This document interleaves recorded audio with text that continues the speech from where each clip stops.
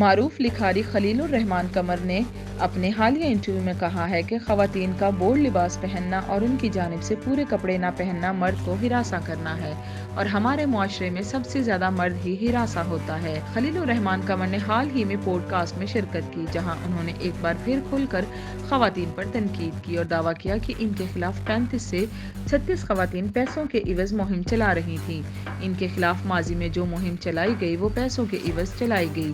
ان کے خلاف واویلا کرنے والی 35 سے 36 خواتین کو پیسے ملتے رہے۔ انہوں نے کہا کہ انہیں مذکورہ خواتین کی ایمانداری پر فخر ہے، وہ اچھی طرح سے نوکری کر رہی ہیں، وہ بیچاریاں کما رہی ہیں، ان کے پاس اور کوئی روزگار نہیں ہے۔ انہوں نے دعویٰ کیا کہ ان سے بڑا کوئی فیمنسٹ نہیں ہے، کیونکہ انہوں نے انہیں شروعات میں پیشکش کی تھی کہ وہ ان کے ساتھ مل کر کام کریں، وہ انہیں اچھے سلوگن بھی بنا کر دیں گے۔ میرا جسم میری مرضی کے نعرے کو نظر انداز کر دینے سے متعلق پوچھے گئے سوال پر ان کا کہنا تھا کہ ان کی 3 بیٹیاں ہیں، جبکہ ان کے لیے ان کی عورت بہت زیادہ اہمیت کی حامل ہے، کیونکہ عورت کی وجہ سے ہی ان کا معاشرہ چل رہا ہے۔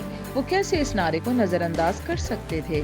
انہوں نے پوڈ کاسٹ میزبان کو کہا کہ وہ اب بھی ماروی سرمد سمیت تمام خواتین کے ساتھ بحث کرنے کو تیار ہیں، وہ انہیں بلائیں، وہ ان کے ساتھ پروگرام کرنے کو تیار ہیں۔ پوڈ کاسٹ میں بات کرتے ہوئے خلیل الرحمان قمر نے اس بات کا شکوہ کیا کہ ماہرہ خان نے انہیں شادی کی دعوت نہیں دی، اور ساتھ ہی یہ بھی کہہ دیا کہ اگر انہیں وہ دعوت نامہ بھجواتی بھی تو وہ نہ جاتے۔